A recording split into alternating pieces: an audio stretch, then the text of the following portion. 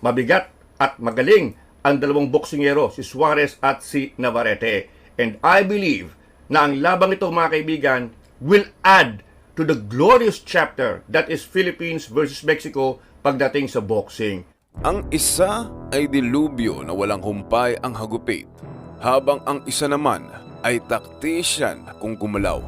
Kapag nagtagpo sa kwadradong ring, siguradong fireworks ang kasunod. Manuel El Vaquero Navarrete, isang kakaibang kampyon na mayroong estilo na hindi pangkaraniwan.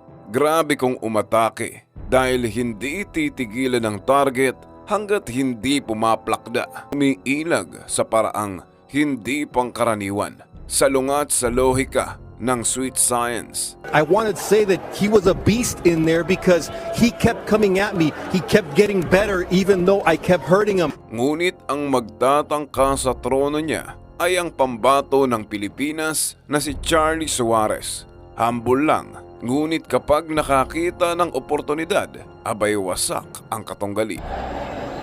Aray! Aray! Aray! Aray! Batikang amateurista kumbaga, sanay ito sa puntusan at pwede ring bardagulan.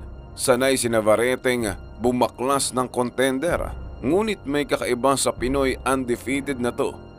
Ito na ba ang panahon para muling magkaroon ang Pilipinas ng bagong world champion? O idadagdag lang si Suarez sa mga hinakbangan nitong Vaquero ng Mexico? Finish him! Ang kasalukuyang super featherweight division ay may hahalin tulad sa isang tadtaran. Kumbaga, dikdikan bawat laban at mapupulbos ang talunan. All-out war ang sistema, matira matibay ang kalakaran. Sa tuktok, naroon ang tatlong hari na komportable sa kanilang trono. Chaotic, unconventional, ngunit epektibo. Lumalaban hindi para magpasikat, kundi para manakit ng kalaban.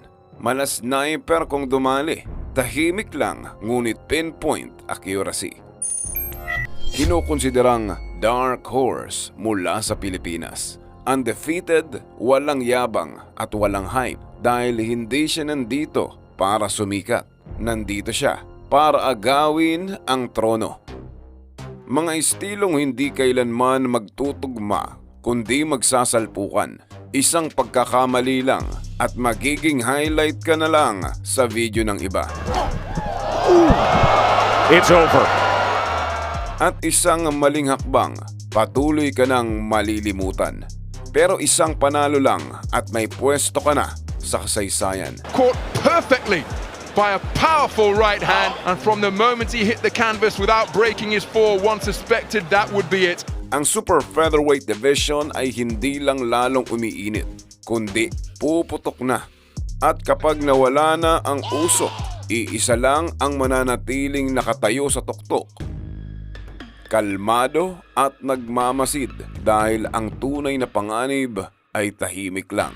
Hindi siya aakyat sa ring para magyabang, kundi sasabak siya na may layuning maabot ang pangarap at makapagbigay ng karangalan.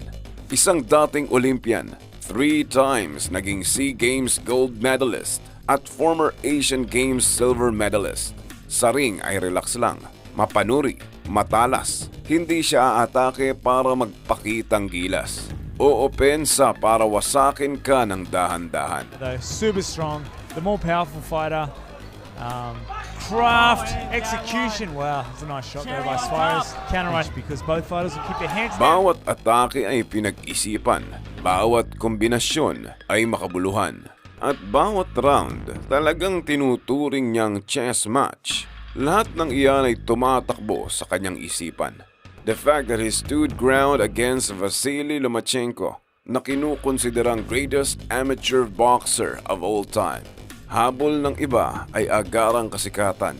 Si Suarez ay silent lang while chasing greatness. Maingat, ngunit delikado. I believe that was body shot. Good straight, heavy one again. Hand, paurong si Rosas.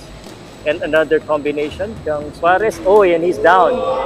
Aminadong hindi pabor sa kanya ang oras at kinukonsidera ng team niya na maaaring last chance na nila ito para makamit ang kampyonato. Ito na, now or never, ano? Kasi he cannot wait any longer. Ito na, ang championship fight na kanyang hinihintay. Kung ano ang hindi nila naabot sa Olympics, ay dito daw nila susungkitin.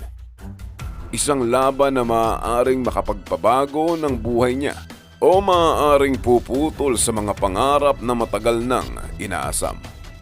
Pwedeng dahil yan sa boksingerong nagmula sa Mexico. Literal na dream breaker sa daming binigong top contender at winasak na mga pangarap. Hindi siya lumalaban gaya ng iba dahil may kakaibang estilo na mahirap kopyahin. Ito ang glitch sa sistema ng boxing, malabuhawi umatake. Uppercut in the midst of it, and he goes down again. Beautiful combination from Navarrete. May anggulong hindi mabasa, galaw na parang may mali, ngunit gumagana sa kanya ng paulit-ulit. Binabasag niya ang nakasanayan, binubulabog ang ritmo, at kapag tumunog ang bell, winawasak niya ang kalaban. Straight back goes Diaz, and coming forward like a freight train comes Navarrete. Isang 3-division world champion. Mahirap paghandaan ang dalang estilo nito dahil walang nakakagaya. Tuwing sumasabak, hindi lang basta panalo, kundi total beatdown ang resultang masasaksihan. Kumbaga, may puputok na labi at pisngi sa pinsalang hatid niya. Hindi siya nandito para lang maging kasangkapan sa entertainment ng iba. Nandito siya to inflict pain and violence na madalas cravings ng mga atleta sa combat sports. Narito ang impresibong record ng dalawang kalahok. Late na nang mag-pro si Suarez kaya doble kung usapang bilang ng laban. Pero kahit ganyan ay matagal nababad ang Pinoy sa Olympic scene. Height at reach ay halos pantay lang. Mas matanda ng 6 na taon ang Pinoy. Nakakatakot ang knockout ratio nitong Mexicano at mostly sa kanyang tinumba ay former world champions at rank contender. Isa na dyan ang kababayan nating si Gio Santissima. Style clash between Orthodox versus Orthodox. Malamang suportado ng Mexican fans at Filipino communities ang bakbakang to. Hatid ni Navarrete ay distraction habang daladala naman ni Suarez ay vision. Ang kampiyon ay gagawin itong real war habang ang challenger ay gagamitin niyang stepping stone to adjust mid-fight. Dalawang estilo ang magsasalpukan at kung sino man ang matitira. Tiyak tataas ang market value sa mata ng mga boxing fans. Itong Charlie Suarez versus Emmanuel Navarrete. Calm versus chaos. At isa lang ang tatayo sa ring habang ang buong mundo ay nakatutok.